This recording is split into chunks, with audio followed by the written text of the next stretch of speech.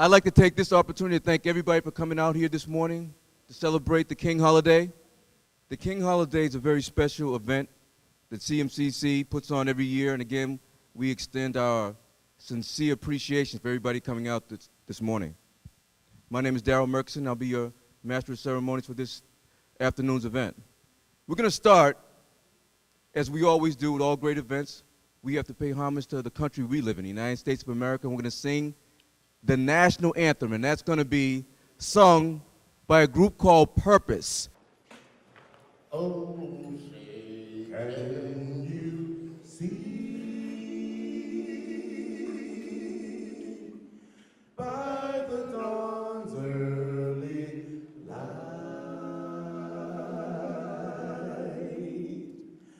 what so proudly we hailed at the twilight's last gleaming, whose broad stripes and bright stars through the perilous fight o'er the ramparts we watched were so gallantly streaming, and the rocket's red glare, the bombs bursting in air, gave proof through the night that our flag was still there. Oh, say does that star-spangled banner yet wave o'er the land of the free and the home of the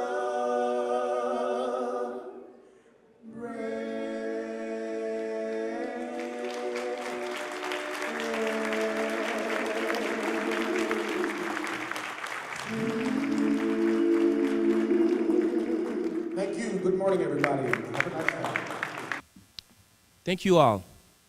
We are very delighted to have you join us today to celebrate a huge event,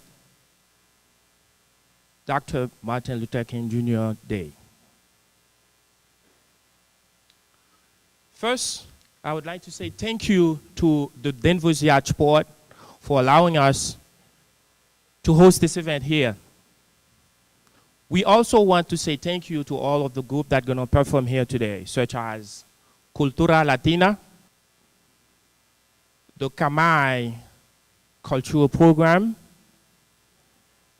Building Bridges Through Music, and the group that you guys just heard, Purpose. On behalf of Community Minority Cultural Center and the MLK Organizing Committee, I want to welcome you all.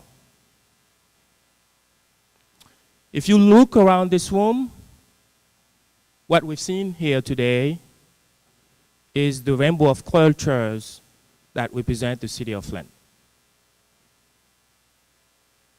At the Community Minority Cultural Center, we do understand that our hands are full. We have a lot of work to do. I want every one of you guys to understand we have to trust each other. We have to make sure our voices are heard as one. To our elected officials that are here, we need your help. Our communities have been left behind for so long. Our communities have been sitting on the bench waiting to be called in order to be on the playing field. Our communities have been on the sidewalk ready to be on the road. Once again, we're asking for your help. I want to call all of the board members to come to the stage to join us. Now, those are the people that making things happen at the Community Minority Cultural Center. They understand that we have a crucial role to play in order for our community voices to be heard. And once again, that's the main reason that I am asking all of the elected officials here in Lynn to collaborate with us, to work with us, to make things happen for our communities. And I know you guys can do it. Am I right? Thank you. All right, folks, that's your newly elected Community Minority Cultural Center Board. We do have some elected officials here this morning. I'd like to have them be recognized. I do see a few right here. I see Pete Campano. Pete, City Councilor. Councilor Buzz Barton. I do see Senator Tom McGee out there.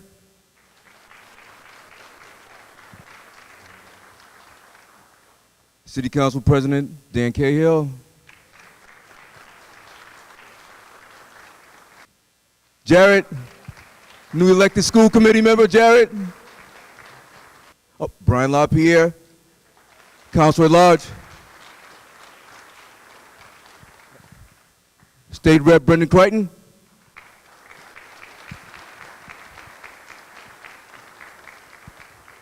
Did I see Maria Carrasco, school committee? All right, Jay Walls, City Council.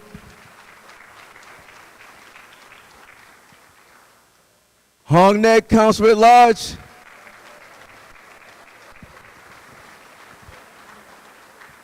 Again, we appreciate all of our elected officials for coming out and celebrating with us this morning. We appreciate each and every one of them. At this time, I think we'd like to have a tribute to one of our members of the CMCC that passed this year, Pamela Burton. Her daughter and her grandson are here this morning, and they have a few words they want to say in behalf of their mother and their grandmother. I'd like to call Brianna Burton to the stage. And she's going to say a little something again in behalf of her mother, Pamela Burton, who some of you may not know, but was a very strong and avid member of the Community Minority Cultural Center, and also she started her own program called Saving Our Souls Foundation. And Pam worked very diligently with the Lynn Police Department. She worked with the juvenile court system, trying to stop some of the recidivism that goes on in the city. People are going to jail and going back in and going back to jail, all these different things. She started programs to try to help people get jobs and maintain those jobs. And she was reaching out to many different people in the community to try to maintain that. But Pam fell ill over this past year, and we did lose her, so her daughter Brianna is going to say a few words in behalf of her mother, Pam. Hello, hi, how is everybody today? Today I'm here to honor my great mother, Pamela Underwood Burton. My mother had a dream, a goal, and a vision. Growing up, I would remember her always saying, "Mimi, we are going to be millionaires one day." And me, I just would laugh at her. But when I seen the fight and the strength in her, she was definitely thriving to be a legend one day. And I stand here today, I'm proud to say, I'm speaking on behalf of a legend, my mother, Pamela Burton. I'm not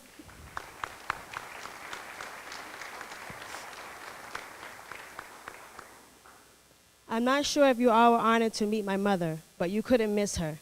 She always had a bright smile, wore the biggest afros, the curly fros. She had it all. She was so stuck in the 70s, I would just laugh at her, like, Mom, it's to 2015, upgrade now. But she always wanted to grow in life and make changes. She always cared for others, and as me, I remember her giving me her last. She had a heart of gold. But me and my brothers, we are going to continue running her legacy. I would appreciate if you all would continue to show us support and help us all as we continue our new journey with saving our souls. And I just want to thank you all very much. All right, thank you very much for that, Brianna. Again, we'd just like to say we're really going to miss Pamela. She's a really dedicated, she was a soldier. She was working out there hard in the community because she wanted to see the city of Lynn and the whole North Shore progress. So she's going to be surely missed. At this time, I'd like to have City Council President Dan Cahill come forward, please. Just give some greetings from the city of Lynn. Usually they don't let me use a microphone because I go on and on and on, but I'll be quick today. What an honor it is to be here to welcome, give our greetings from the city of Lynn and its residents. This ceremony kicks off of a year of honors and celebrations, and it's important to have this holiday come to us first because it's the message of Dr. Martin Luther King Jr. that we should be taking with us in our public and our private lives throughout the entire year. The work that the CMCC does on behalf of the residents of Lynn and the folks that I know in this audience are just amazing. And you really are living the King's legacy. And it's an honor to be here. It's an honor to be with you. And I wish you all a very safe, a happy, and a very tranquil 2016.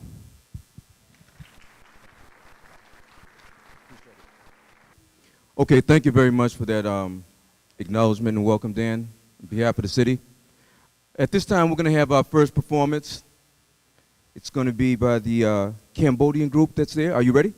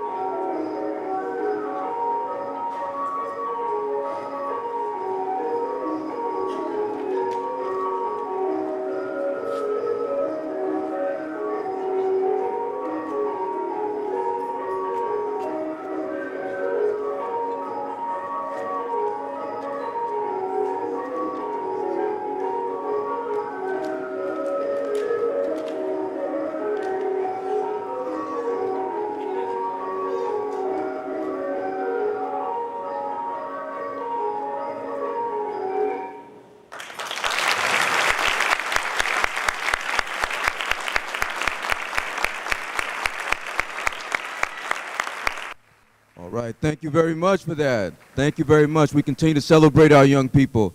Our next group we have Cultura Latina Academy. Are we ready? Here we go.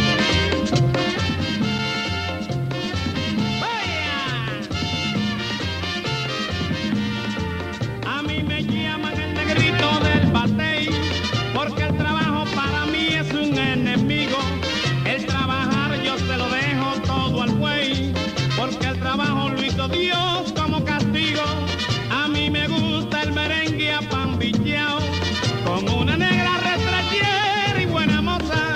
A mí me gusta bailar de medio lado, bailar medio apretado, con una negra bien sabrosa.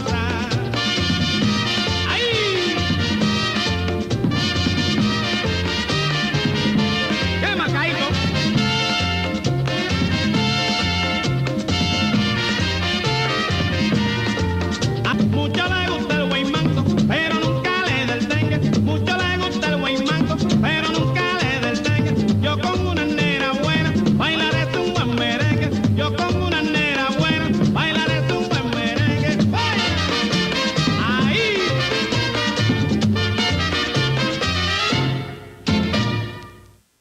All right.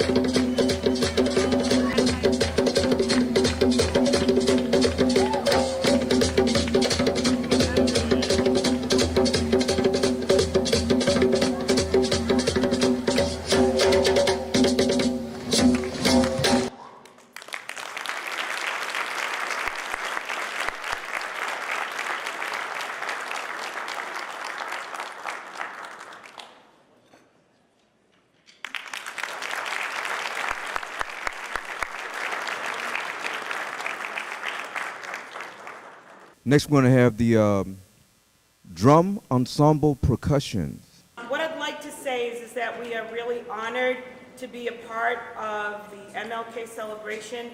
I can remember going back as a young lady and a little girl being very involved in CMCC, especially with African dance, building bridges through music.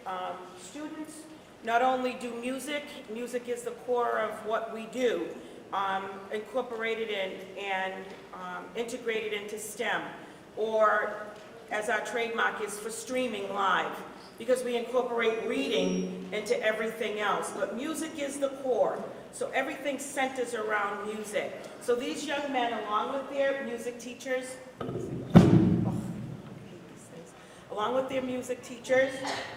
Alex Melcher, Helen Thomas, Berkeley College of Music grads, and professional musicians, basically live with these kids almost every day and give them the opportunity to learn music as a second language so that they can read it, write it, interpret it, compose it, and be creative within that realm, as well as to work with them to keep their grades up.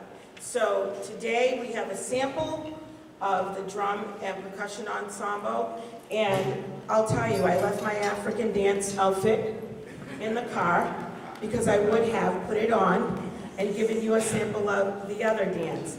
That's another time. So please give our kids a round of applause and show them love.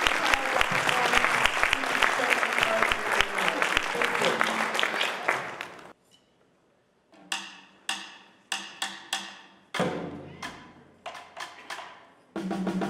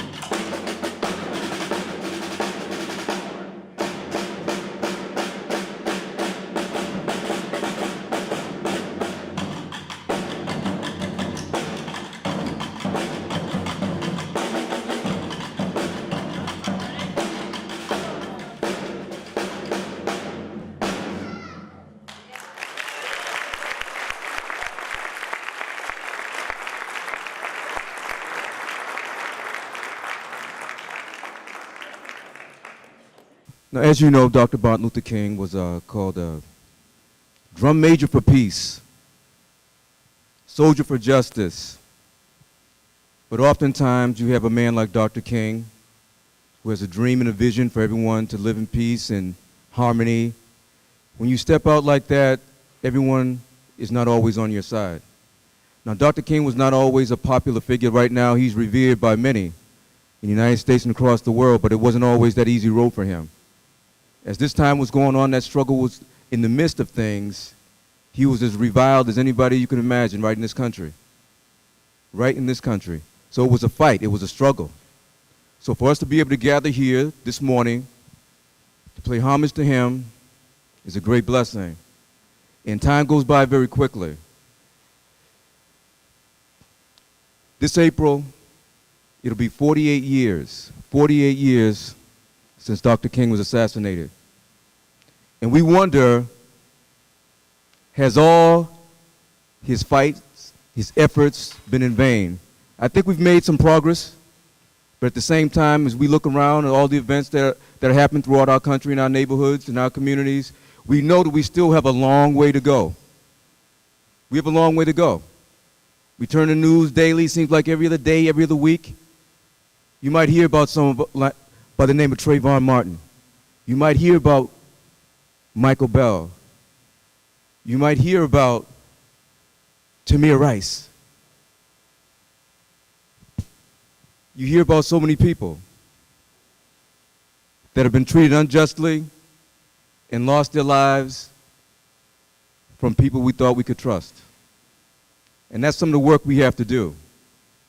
The work we have to do is to reach out to the leaders in our community, those people who are in power, and just ask for accountability. There should be accountability for everything you do. We respect the jobs that people do throughout our communities, our law enforcement, great, hard-working people, but everybody's not walking that same straight line. And we need to let people know that, and they need to respect us as citizens to do that. So if we think that our work is done, our work is not done. If you think everything's okay, everything is not okay. But it can't be done without your help, about your involvement in your own community. If you see something wrong, you can't condone it, you have to speak out against it. You have to let your elected officials know whatever you need without your community. It's their job to try to get you whatever you need and what the community needs for the betterment of everyone in it. That's our charge, that's our mission. So hopefully everyone will stand with us as we move forward into the new year. We're trying to establish some new things at the Community Minority Cultural Center. We're just one part of a vast city that's trying to reach out to all its members. We're just a small part. If everyone does a little bit, no one has to do a lot. But we all have to help one another. And at that, I'd just like to reach out to people and give you a little information. There's different groups in the city that do different things, that have been very supportive of this effort. One of those groups traditionally has been the North Shore NAACP. Now, a lot of people here are probably saying, the NAACP, I haven't heard anything from them in a while. And that'd be true, it would be valid. But let me tell you a little bit about the NAACP here on the North Shore, in the city of Lynn. It's a long legacy of doing a lot of positive things, a lot. And the NAACP cannot operate without your support. The NAACP in the North Shore right now is in a state of flux, in limbo, because we've been beat down by bureaucracy, but that's not going to deter us from our goals. There's a lot of people here that are still members of the NAACP, but the branch itself is inactive. It's been deemed inactive by the national because once you fall below 100 active members, you cannot conduct any business in the name of the NAACP other than regaining your membership. You have to reach that 100 member threshold before you can conduct any business in the name of the NAACP. So does the branch still exist? Yes, it does. Is it active? No, it's not. And it can't be until we reach that 100 member threshold. So I'm asking you today, I'm making an appeal to each and every person here. If you think that the NAACP is viable, it's valuable and has been valuable, and can help you moving forward, consider helping us reach that 100 member threshold. A yearly membership with the NAACP is $30. $30. To some people that may be challenging, but to many of you, I know you can afford it. And I think the lives of young people in this city are worth it. So if you're willing to do that, we will have people in the rear of this hall. They can take your names, your information. We don't expect people to have $30 right now. If you do, that would be great. You can fill out a membership, but give us your name, your address, and your commitment that you'll help move things forward to make things better for each and every one of our citizens in the city of Lynn throughout the North Shore. So is there a need for the NAACP? I would say there absolutely is. So I encourage you, and I appeal to each and every one of you, please consider that. Ooh, freedom. Oh, oh, freedom.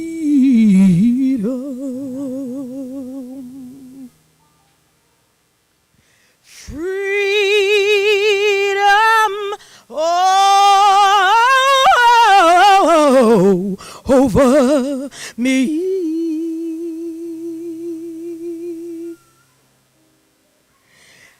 And before I'll be a slave, I'll be buried in my grave and go home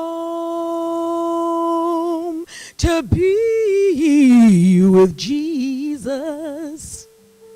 Oh, so I can be free.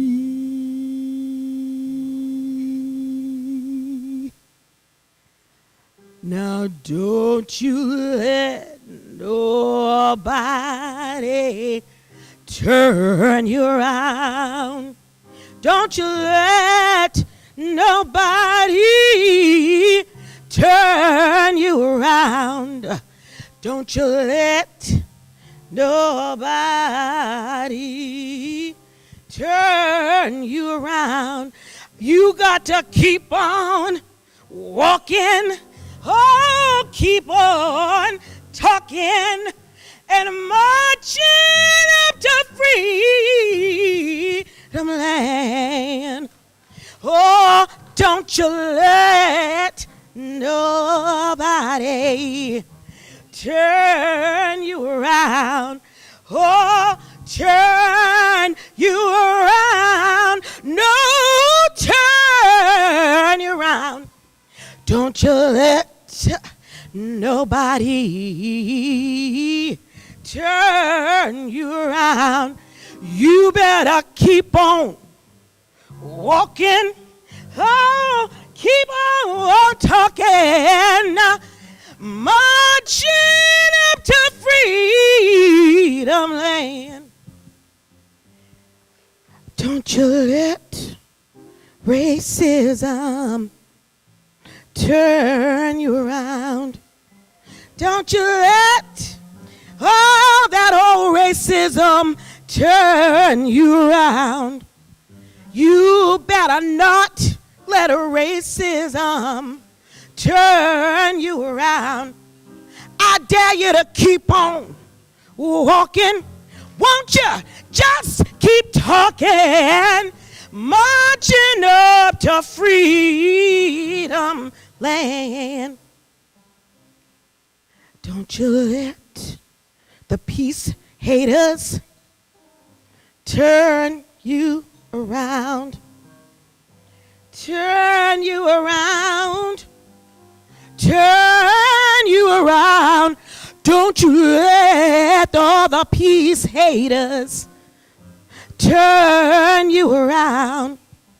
Won't you keep on walking?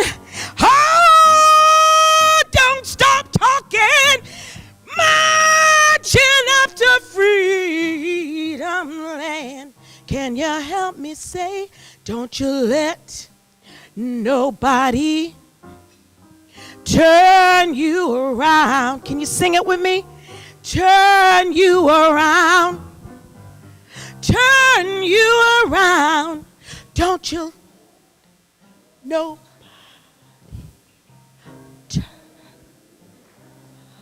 Got to keep on. Hey, keep on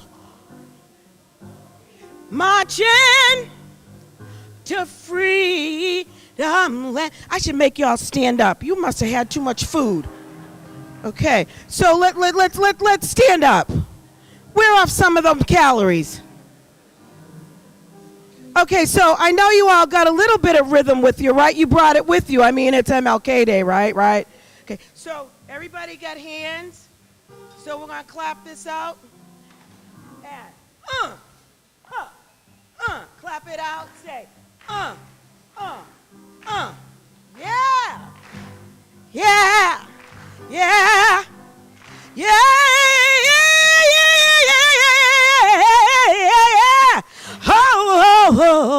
Oh.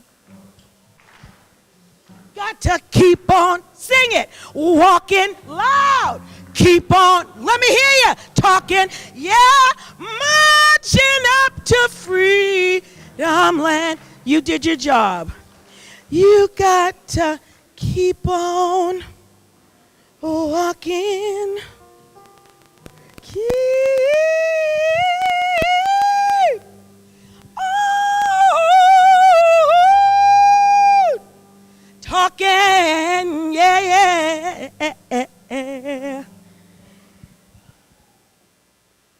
Marching up to freedom.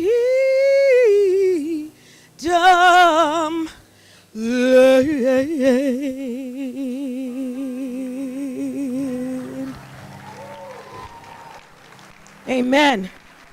I'd just like to take this opportunity to thank all of our sponsors that took out ads in our book. We appreciate each and every one of you.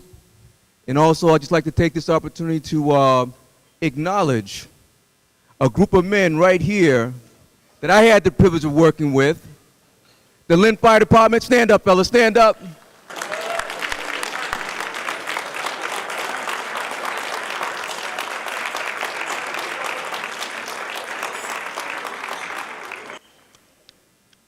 And thank you, thank you.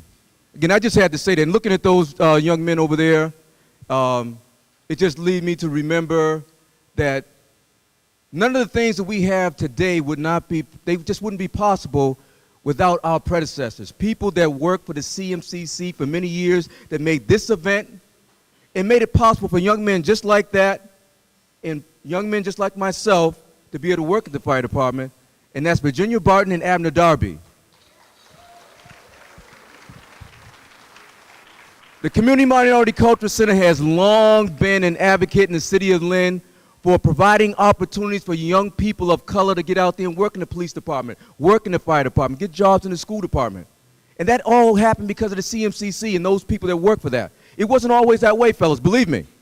It wasn't always that way. The first black firefighter that we had in this city was Robert Jackson, excuse me. And he had a hard time. He paved the way for all of us. It was a hard time for him. Robert's no longer with us, but I have to acknowledge that. And he didn't finish up with the fire department. Things were difficult for him. But then came Kenny Turner after that. Some of you guys know Kenny Turner. Now he came after Robert, but he's been the one that really set the tone and carried the torch for a lot of us and set the way for a lot of people that are here right now. All right? So I just had to acknowledge them. Abner Darby and Virginia Barton started this struggle a long time ago, and I don't forget that, and I don't think you should either. All right, thank you, gentlemen. Thank you for coming.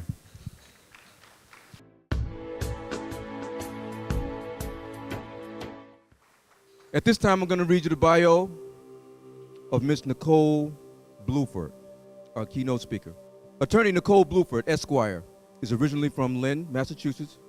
She currently resides in Medford, Mass.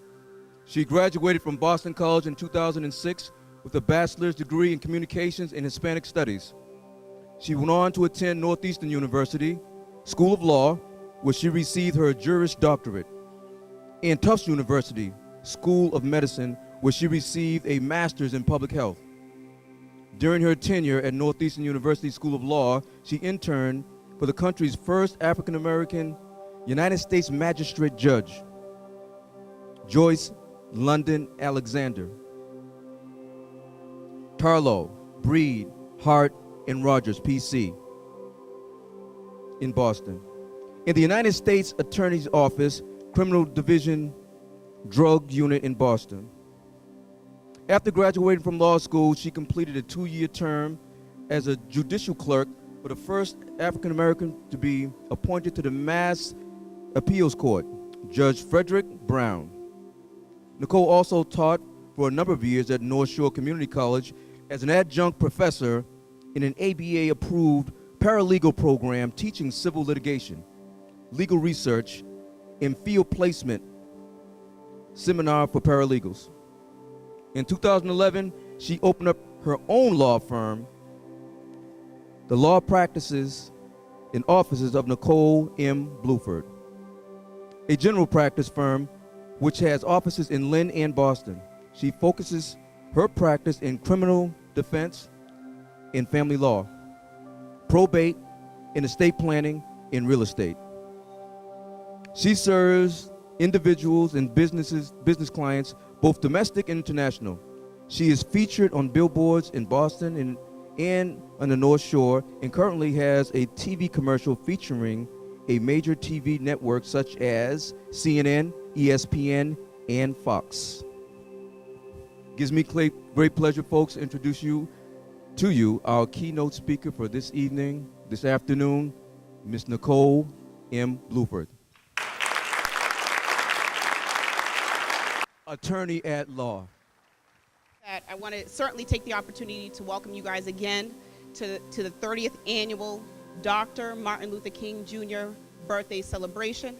I also want to highlight the tireless effort of the dedicated staff of the CMCC, especially the board of directors, who year after year put so much time and resources and just so much work in putting today's event together. So I just want to quickly just give them another round of applause, please. I especially want to thank, again, the Community Minority Cultural Center for inviting me to be this year's keynote speaker. I have to say, I've certainly been to this event a number of times, so it's interesting that I'm now on this side of the podium, so it's nice. Nice view from up here. But I do have to say, when I was asked by Gardy, the current president of the CMCC, to deliver this address today, I was just truly, truly honored and humbled. Because Dr. King, as many of you know, was one of the foremost champions for civil rights, human rights, and education, and job equality. It was through marches, sit-ins, and boycotts that Dr. King helped bring about desegregation in public schools, helped with wage increases for many African Americans and just people of color in general, and fought most of all for us to have a right to vote, that people of color mattered enough to have a right to vote. And like Dr. King, I find that the Community Minority Cultural Center also was instrumental in the advancement of people of color. And as I mentioned, I've attended this celebration, I want to say 4 or 5 times, but it probably was more than that. But I mentioned that to say this. I can remember the previous speakers coming up here and just remembering how strong of an address that they could provide, because they could actually testify to living during Dr. King's time, either having watched him on the television or have been actually being a part of the civil rights movement. And here I am before you today representing our younger generation, following in the footsteps of those speakers. But that's what Dr. King's legacy is all about, isn't it? It's about following footsteps through doors that have been knocked open, so I could be here standing before you today. Following footsteps into classrooms that were once segregated, where dreams can begin and be realized, where I could dream and become an attorney that I am today.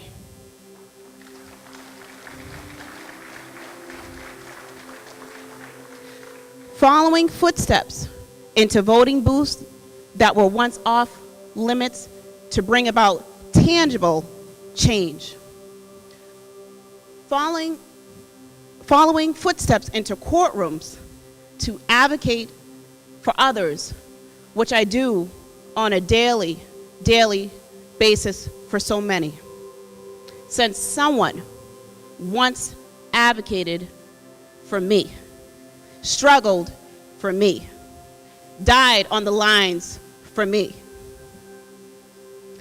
I benefited from Dr. King's work long before I understood that life as I knew it was truly a blessing.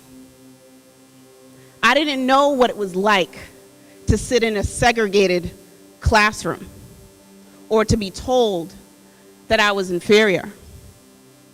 My dad is from Neesmith, South Carolina. Anybody heard of Neesmith, South Carolina? It's like in the boonies in South Carolina. I mention that to say this, because him and I, not too long ago, had a conversation about his experiences and him having to work in the cotton fields and having to go in the back door and to having to go to black schools. I don't know what that was like. I grew up in Lynn, and I'm proud to say it. It's always going to be my hometown. I grew up with people of all different backgrounds, whether that was black, whether that was Hispanic, whether that was white, and we all lived in the same neighborhood. We all worshiped together in the same church. We all learned together in the same classroom. And when I smiled back at all these diverse faces, they smiled back at me. So to me, looking back, my upbringing as I was young wasn't particularly of a struggle. It was just my life.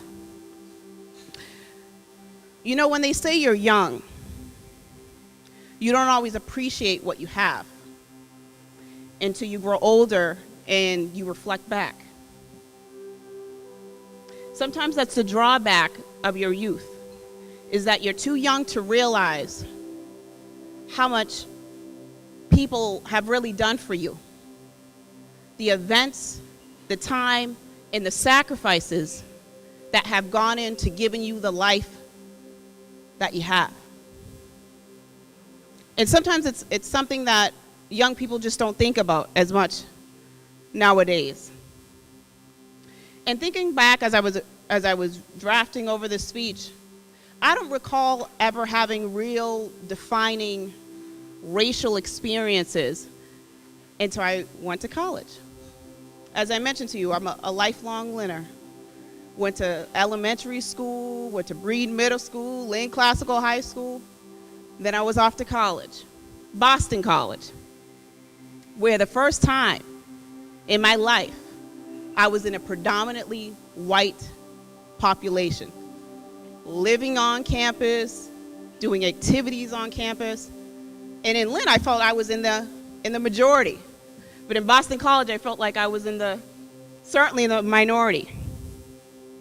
And it was here for the first time that I can say I felt a real difference in being black and being an African American. And I really became aware of racial disparities in wealth and in education. It's not that I didn't know that racial differences existed, but as I mentioned, in my hometown, I felt like I was in the majority, like I was like everyone else. I'm a first-generation college student. Whenever I have the time to talk to a young person, and I say this looking at my nieces and my nephews and all the younger people that were here dancing today, I really take the time to say that. Because I think oftentimes people may think certain people are fortunate, but I'm certainly was fortunate, but I'm a first-generation college student. So that means for myself, I had to pave the way for myself that I can pave the way for others.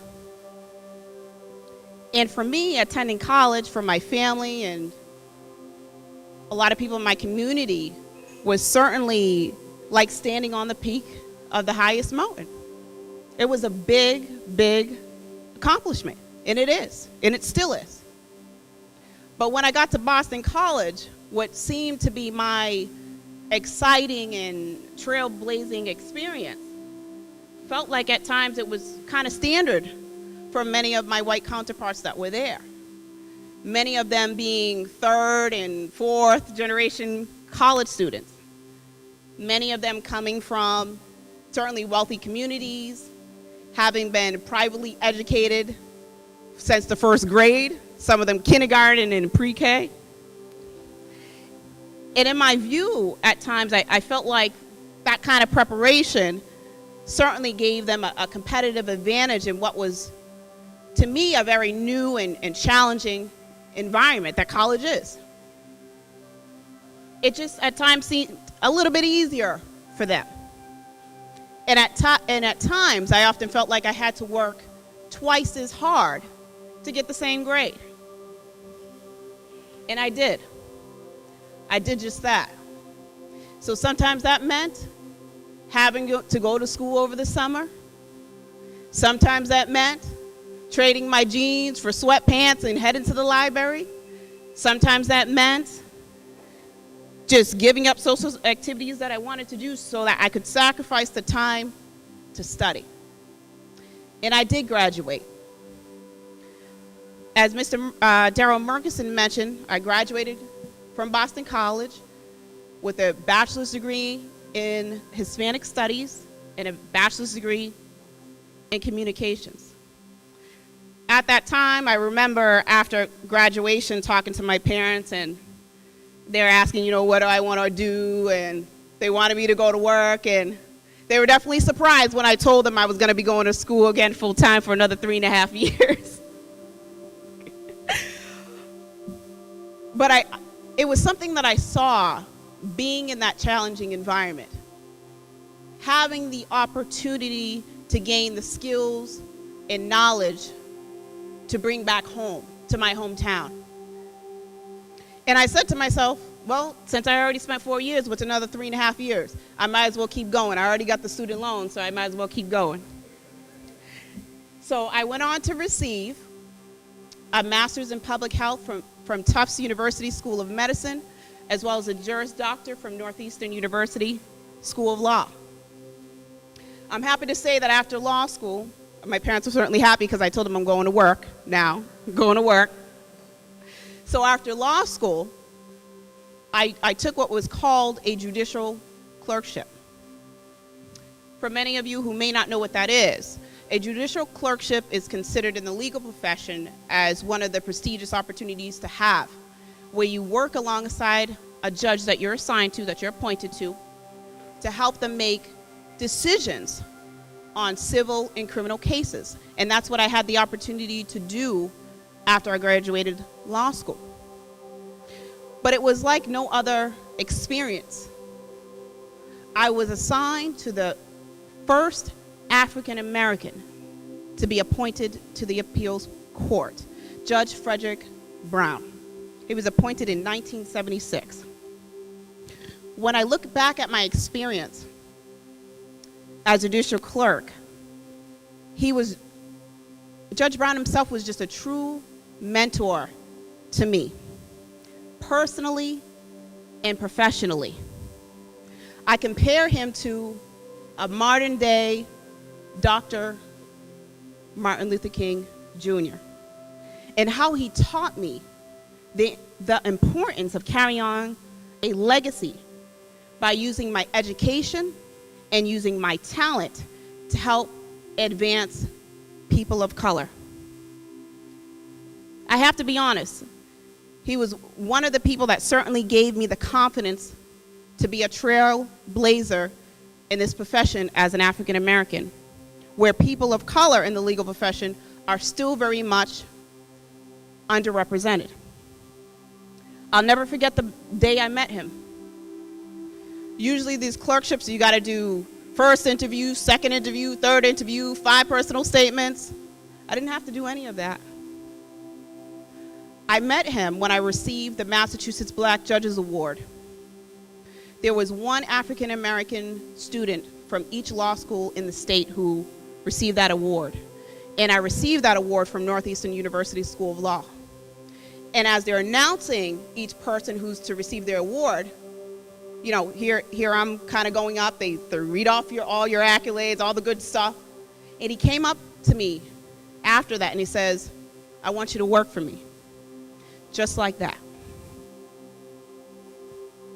And during my time with Judge Brown, I observed Dr. King's legacy at work. Here I was working for the first African American to be appointed to this court. And the fact that Judge Brown could even achieve this could be attributed to Dr. King's tireless work for equality. Judge Brown himself was committed to ensuring every term that an African American was hired. He was the only judge in the appeals court that made sure every time an African American was hired. He also pushed for the continued hiring, retention, and promotion of African Americans in other positions in the judicial system, whether that be court officers, administrative assistants. He didn't care what your position was in the court. He wanted to make sure everyone had a chance. He would always kind of, in the morning, sometime in the afternoon, like just to chit chat. And I said to myself, how do you expect me to get my work done if you're constantly calling me in the office? But he just would like to take the time just to talk to me, especially as a young person who was coming up. He always told me that it wasn't enough to get in the door. But when you get in, you need to bring others with you.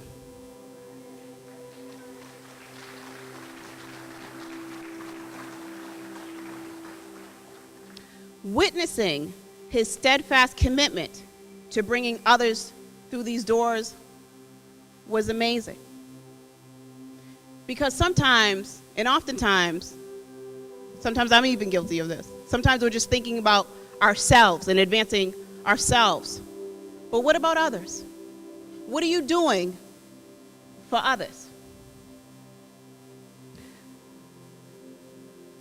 During those conversations that I would have with Judge Brown in his office every morning in the afternoon,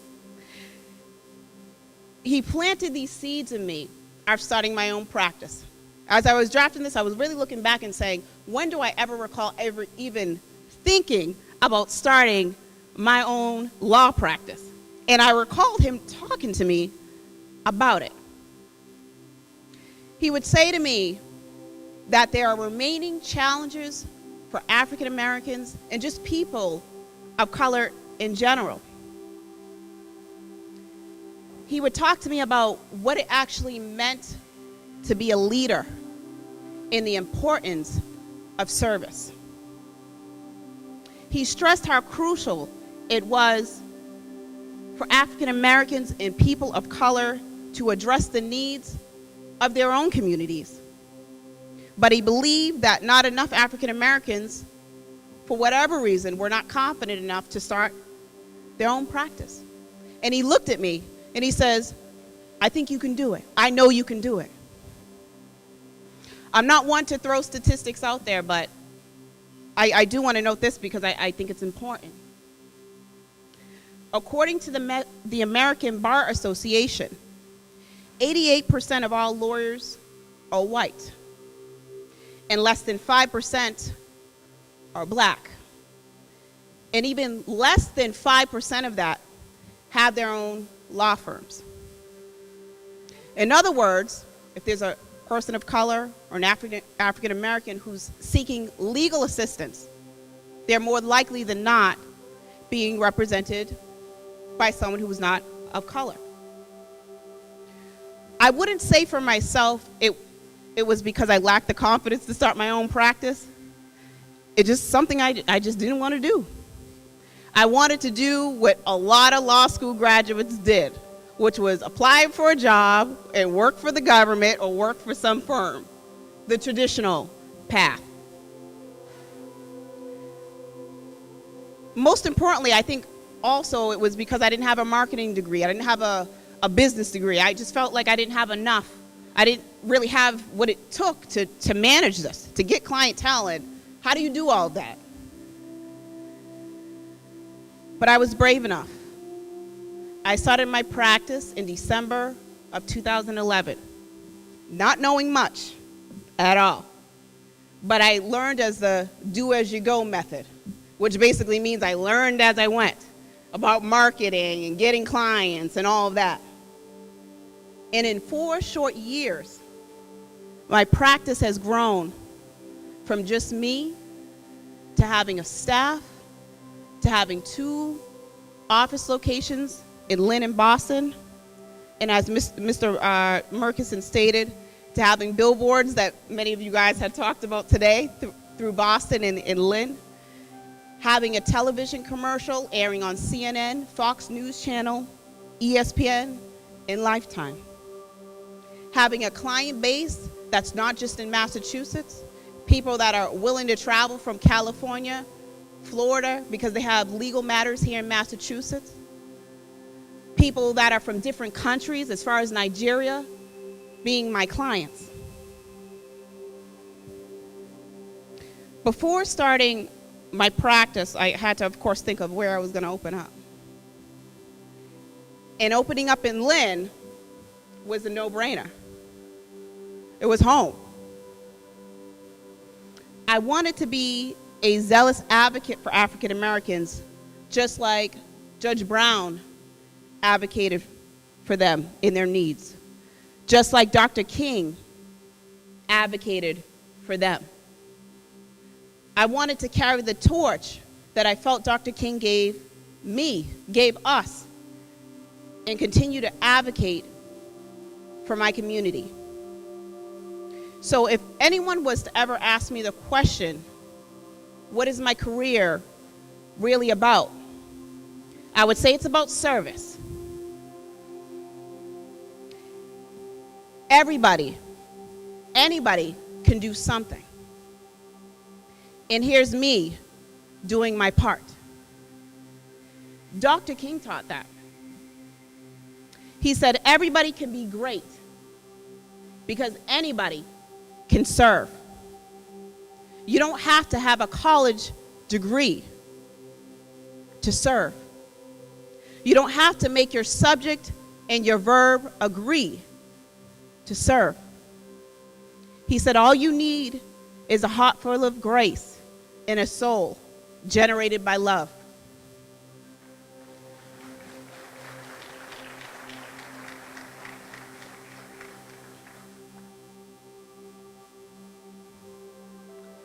I've been moved to answer what Dr. King called life's most persistent and urgent question. What are you doing for others? And I say I've had the privilege and the honor in these 4 short years to be able to answer that question and to serve all of you and to be able to reach as far as I've been able to reach. But my other answer to Dr. King's question of what I'm doing for others, besides advocating, the immediate thing that comes to mind is mentoring. Just like Judge Frederick Brown mentored me, just like Dr. King was a mentor for so many others. We're here celebrating Dr. Martin Luther King because he was a leader, but he didn't do it alone. He had so many people standing behind him. He had to be a mentor to so many so that they could be leaders. So I say to myself, what can I do? How can I mentor? As soon as I started to open up my practice, I started to become more involved in just different associations. I started to explore Boston a little bit. I ended up joining the Massachusetts Black Women's Attorneys Association, the Massachusetts Black Lawyers Association, which gave me a real opportunity to be able to meet with other people of color in the profession. And to be able to say to myself, what is it that I have learned that I can turn around to give to others so that they can make it, so that they can be on billboards, so that they can be on TV, because there's room for everybody. Through the mentoring, through the advocating, I'm not only creating footsteps for the next generation to walk in, but I strongly feel I'm advancing my community too. If I can help younger professionals, if I can help young people become attorneys, become doctors, they don't have to be lawyers, something, I think I'm doing my part. This is important because as Mr. Darryl Murkison was saying, we certainly have a lot of more issues to address. We're not out of the woods, as they say, just yet. I have to be honest, though. Sometimes I feel that we don't reflect enough beyond this day of the progress that Dr. King has made. We hear it on television. We heard of Trayvon Martin. We heard of other people. And it's hard. It's sad, and it's certainly disheartening. But beyond that, we hear of high school dropout rates and these forever increasing tuition costs that, for many folks, especially people of color, seems to deny them access to higher education. And certainly the violence that you see on a daily basis throughout the media. Sometimes I look back and I say, you know, people are not pushing enough. I don't see a mass movement of the civil rights era going on. But then you do see efforts like the Black Lives Matter movement, where we are starting to witness a generation's push for change. But like I said, there's still a lot of issues that we still need to address. And this is where I think I fit in to Dr. King's legacy. I'm carrying this torch. And it's not an easy torch to carry. That he handed down through people like Judge Brown, Dr. King, through education, through advocacy, through mentoring. I'm passing it on to the next generation so that they can walk in my footsteps and emerge as leaders that can take on the pressing issues of today, so they can step out as advocates for the communities and just our community as a whole. I'm going to end with this question.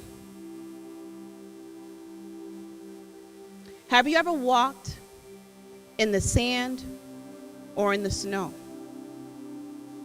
It's easier to walk if you step inside the footprints that are already there. But if no one walks in those prints, eventually they will be covered up.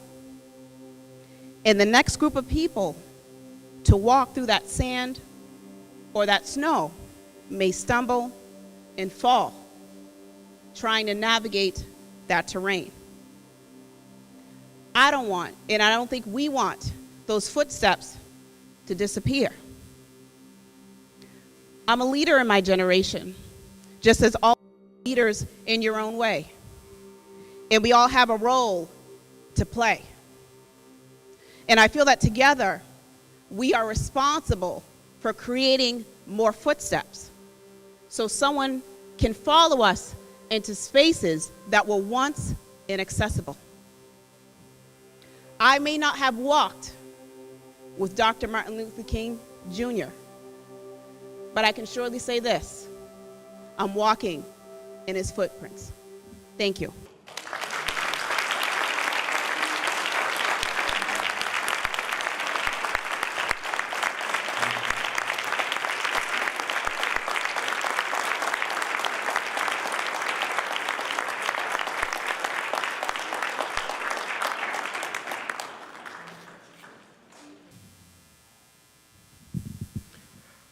Nicole, thank you so much for that message. You know, I think I speak for everyone here when I can say I couldn't be more proud of what she's accomplished and the message she gave us here this afternoon. So again, Nicole, thank you so much. We appreciate you.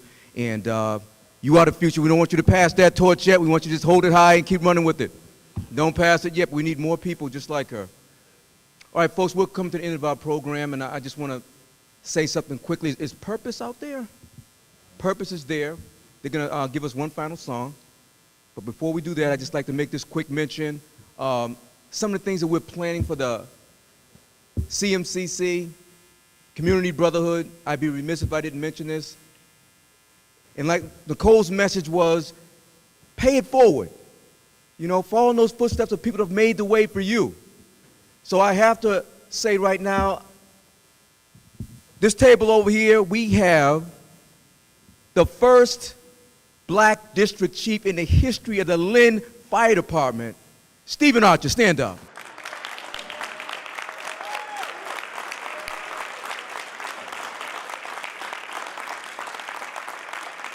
And we are planning this spring, the date has not been set yet, to honor Steve along with Kenny Green, who was the just appointed chief of the MBTA police. We have to acknowledge our own.